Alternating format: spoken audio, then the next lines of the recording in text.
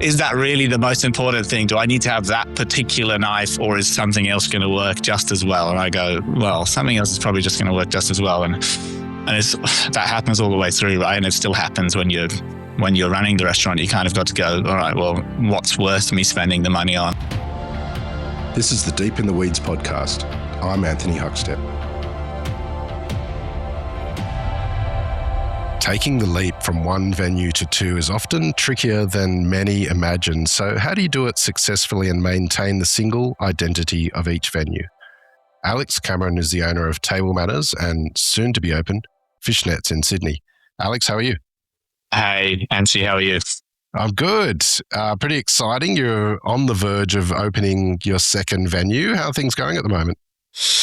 They're going good. There is plenty of stress around, but it's not taking away from the sort of excitement that's starting to build from getting the second venue open. Yeah, and look, the other people's excitement is bolstering my my ability to handle the stress. So it's good. It's all good.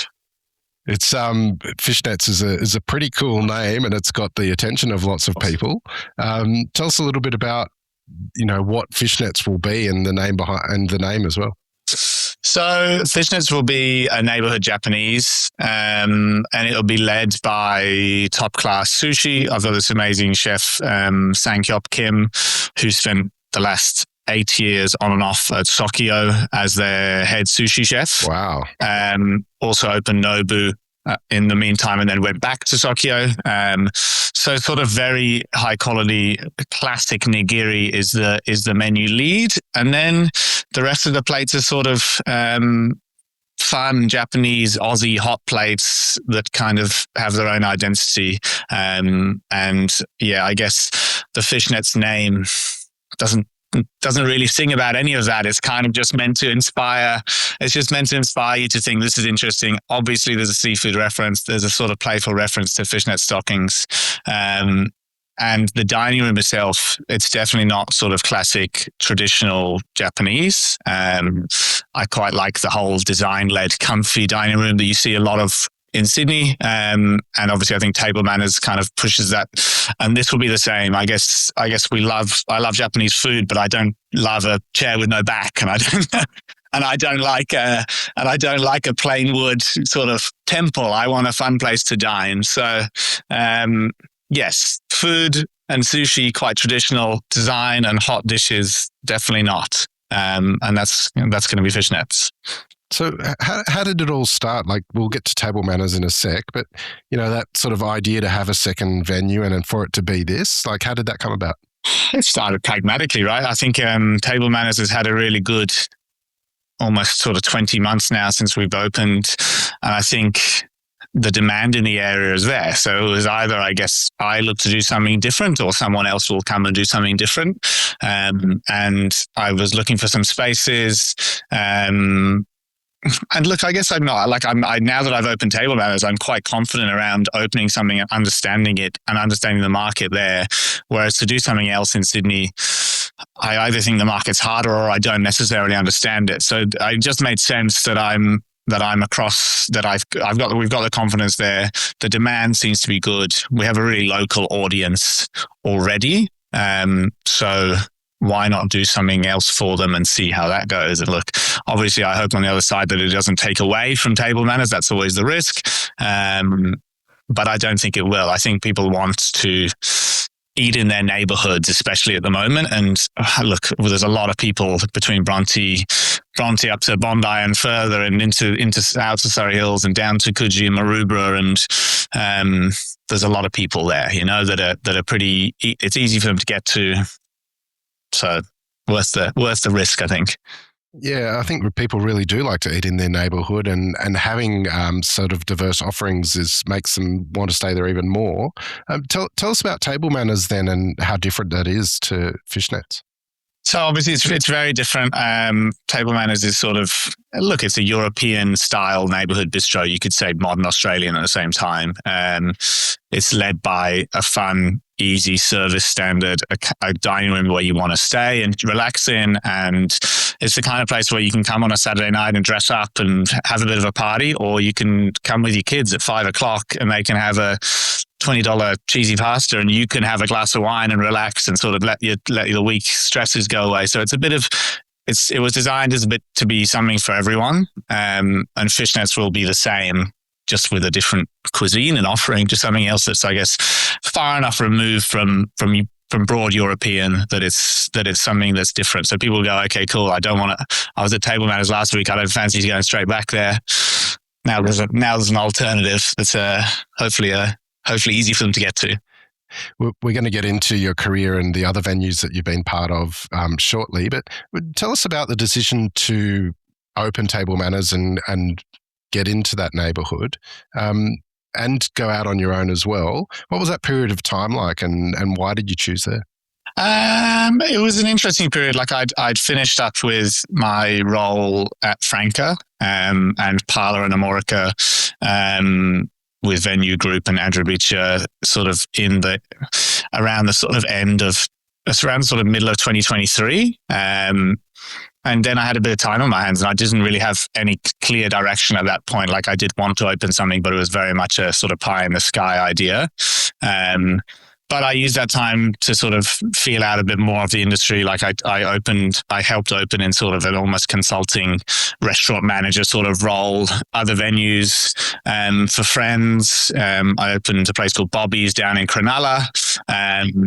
And I opened a place called Bartiga in Double Bay. And I worked on a few just places around Sydney. I went up to Dural and worked in this place in the north and helped them sort of streamline things and sort of put in some standards around their floor service. So I got a bit of a broader understanding of the rest of the market outside of sort of, I guess, quite premium Potts Point, Surrey Hills.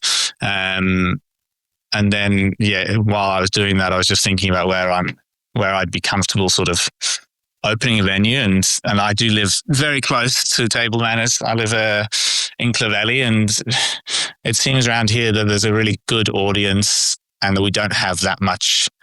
You've got Bondi and Coogee, and there's lots of options there. But Clovelly and Bronte especially there isn't much open after 4 o'clock at night. Everything's a cafe that's shut at 3:30. So it just felt like there was maybe a niche to fill. Yeah, amazing. Well, I want to explore both of your offerings and how you're managing two at once and what that's like for you. But take us back to when you were young. Whereabouts did you grow up, and was food a big part of your family? Yeah, definitely. I grew up in the UK, and I moved here in 2012. So I've been here for a fairly long while now, but yeah, I grew up in the UK, and food was just always something that was a comfort, like my mum is a very good home cook of all the things that I still cook at home today, like the chili con carnes, the bolognese. She makes an amazing lemon polenta cake, which features on Table Manners menu in a Madeleine format. So I've just got good memories of food being something that I've always really enjoyed. And obviously has that sort of comfort aspect. And then, I'm moving to Australia was sort of just a big decision that I didn't really even make. It was just kind of I was looking for something to do in the UK, and I'd met a lot of Aussies backpacking around the world. And I thought, these guys are pretty fun. So maybe I'll try living here for a bit. And that was 13 odd years ago. So I'm still here. Well, tell us about your arrival in Australia. What was it like for you? And is that when you got hooked into hospitality? Yes and no, I guess. Yeah, it was because I guess the only job that I could sort of manage to wrangle when I got here was obviously a bar job. And I worked at the Argyle in the Rocks as my first role. And I had a lot of fun. I met a lot of people doing that. And then I graduated I worked at the Cut, which was quite a good steakhouse at that point. And I worked with some really good people there. I worked with a sommelier called Gustavo Cronais, who sort of drove my wine passion, which definitely feeds my food passion. And under chef James Privet, he was obviously after that executive at Applejack for a long time.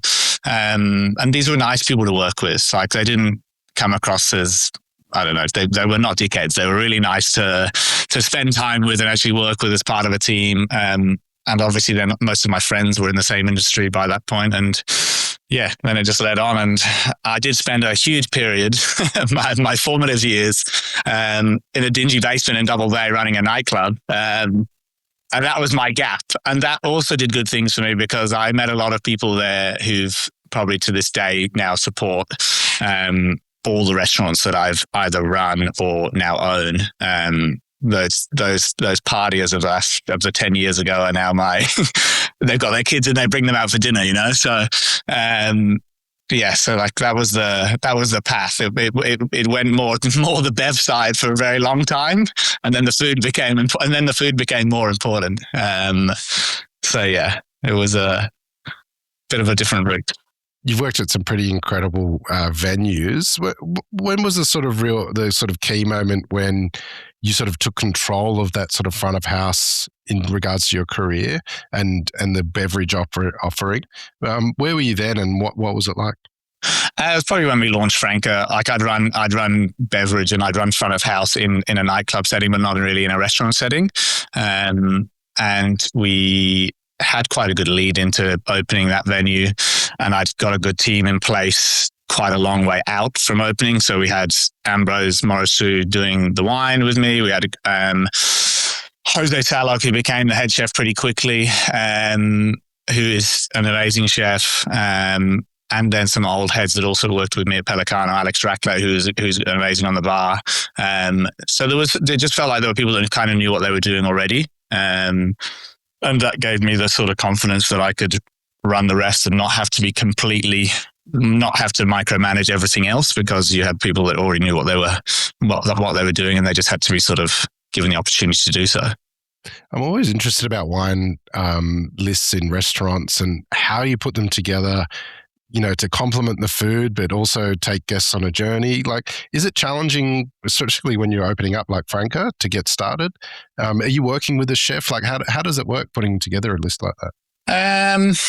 I think it is challenging. You've got to work. Obviously, we're in an industry in a part of the world where we don't necessarily get access to all the wine that we want, and the prices of obviously of wine here are pretty expensive. We've got a pretty high tax rate on them, and we got to import it from a long way. A lot of the imported stuff comes from a fair way away, and so you want to kind of offer a value proposition that works with the food, but also fills the demand for people wanting stuff that they see overseas or they've had before, or all these things. So it becomes a bit of a challenge that I think you've got to really care for it. Like, I think the wine list and the food menu need the same amount of time. Like, the food menu, obviously you want every dish to stand out, but the wine list needs to be the same. If it's just something that's been put together by someone because they've got 2 hours to think of it on the sort of last minute, then it's not gonna do much for anyone, right? You're just going to be sort of, you're just going to be getting whatever you can get. And I think you really need to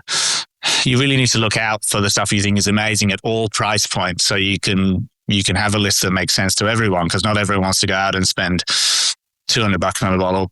You should be able to go to a good restaurant and get an $80 bottle that someone cares enough about, because they've thought this is where we're going to sell a lot, you know? So I think, there's a bit of a process. The wine and the food, they're both kind of ever evolving. So if you don't care for both, then I feel like it's hard to get it doesn't, then the product doesn't make as much sense to me anymore, you know?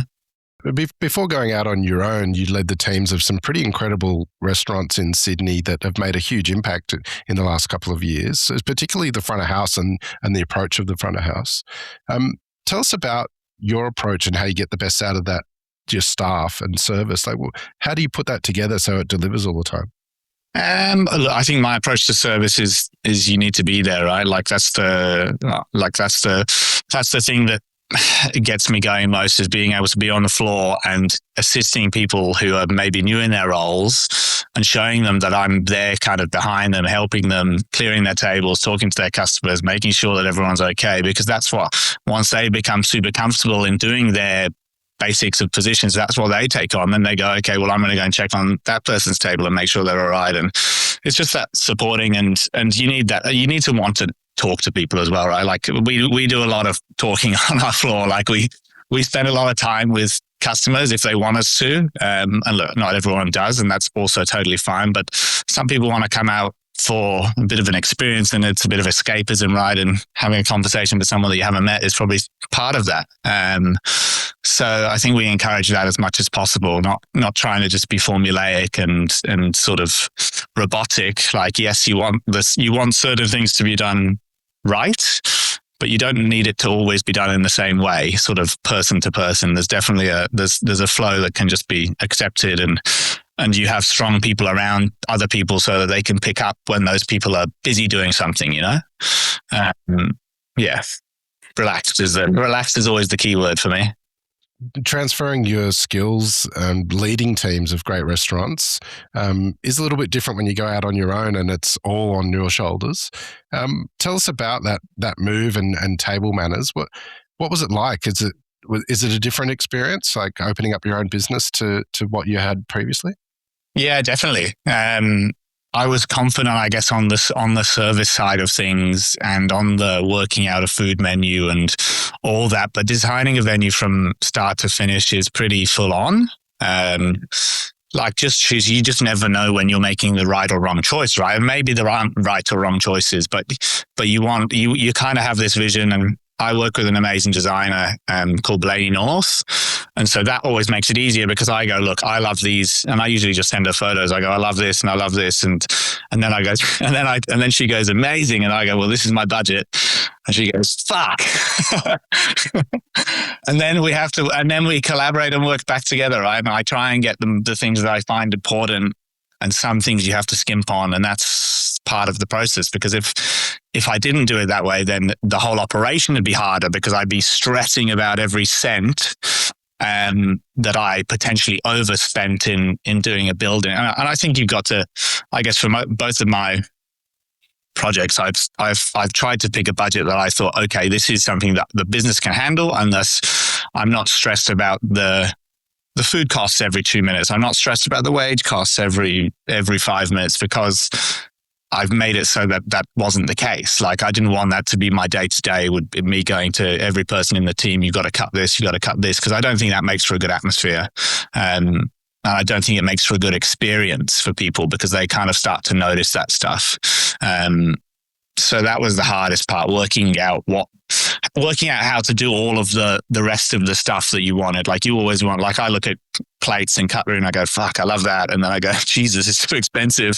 And I go, is that really the most important thing? Do I need to have that particular knife, or is something else going to work just as well? And I go, well, something else is probably just going to work just as well. And that happens all the way through, right? And it still happens when you're running the restaurant. You kind of got to go, all right, well, what's worth me spending the money on? And those things change over time. And yeah, so that whole process of building is certainly tough, but it's really interesting. It's quite often a restaurant in the city is a very different proposition to one in a neighborhood, and the demands and the successes. What makes a great neighborhood restaurant, and what is it about table manners that has been successful for you? I think you've got to just look for a bit of uniqueness, right? Like, people, okay, they want to live, they want to eat in their neighborhood, but they want the quality that they get in the city. They don't want it to be a lower experience, especially because price points now are kind of much of a muchness across the board. Like, there isn't that much in it anymore. I don't think the sort of the middle market and the upper market are pretty tightly together in terms of pricing. So you've just got to kind of give them their own experience like that without doing the $5 million fit out, right? Like, do the $500,000 fit out, make it work, and then make sure the product is exactly as good or better than what they'd get at something that they go to in the city, because they'll bring bigger standards, right? Because if they're going to go there weekly, every time that it isn't, or monthly, every time that it isn't up to the standard, they'll be like, oh, they'll make because it's somewhere they come regularly. Whereas if if you go to somewhere once a year and you don't get the experience you hope for, then it doesn't mean as much, right? I think for people now, they're quite invested in table manners and it being their place. So we hear. So if they don't think it's good, we hear about it, which is a good thing, because I want it to be great all the time. So, yeah. There's a lot of operators that have an idea to go from one venue to two, but never do it, or find it too challenging. What's been the benefits and also the hardest parts of you venturing into your second venue? I think the benefits are you can give like I've got people that want to grow, right? And within a single venue, it becomes hard because you've got people that people that are going to keep their position for as long as they want to keep it. And so there isn't that much you can, sorry, one moment. There isn't that much you can necessarily do for them without, I guess, taking that risk to open something else and then give them the role that they're hoping for. And I think that's a big part of it. Is if you've got a great team, you want to keep them. How do you keep people growing? One venue, probably quite hard. Two venues, it becomes more opportunity for everyone and they can hone their skills. And yeah, I guess I want people to stay with us and at least then having that opportunity to be like, oh, I'm a bit bored of working at Table Manners. I've been here for a year. Now there'll be another option to be like, well, do you want to come over to Fishnets and try a totally different cuisine as well? Not like you're just walking down the road and going, try Italian. Japanese is pretty far away from what we do at the moment. So, to keep that engaging for people that want to grow and also sort of, I guess, I've got quite a young team and a few of them all want to open their own venues. And it's good because now I've got them doing it for me and they want to learn everything. So they're happy to be around doing the stuff that you only get to do at this point. So yeah, I think that second venue was a choice of markets ready for it. And then a choice of like, how do we give more to the people that we've got on board and how do we give them bigger positions and all the fruits that come with that kind of thing. And how about your role, shifting from one venue to two venues? Will your role within the businesses change a little bit? I don't think so. Like my role ends up being sort of backup restaurant manager when I'm there kind of thing. Like I try to just touch tables and talk to people and help with service and do whatever I can. So I just think I'll be doing that in two places. And the beauty of them is that I can walk between them in about 4 minutes. So if I'm suddenly needed in the other one and I'm up the road, then it's a really easy thing to to make that move. And I won't have a lot of, like, mostly that'll just be myself and one other who will have that sort of ability to float. But yeah, I don't think it will change much. I think it'll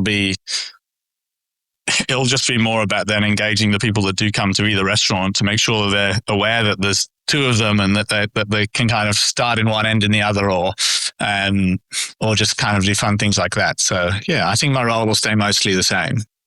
Well, it's pretty amazing what you're giving to the local neighbourhood there. Do you have any sort of grand visions beyond that for the next couple of years?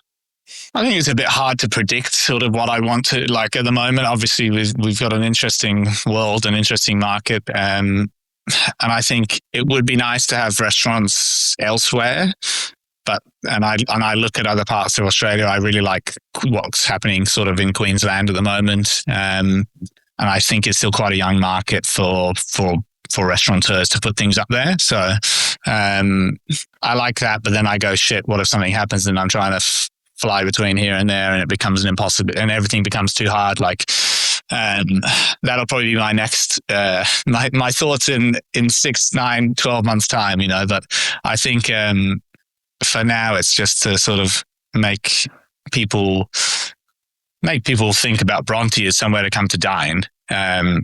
And not just Table Manners. Think of it, the suburb, as a place to come at night and maybe not have a booking and just sort of try your luck.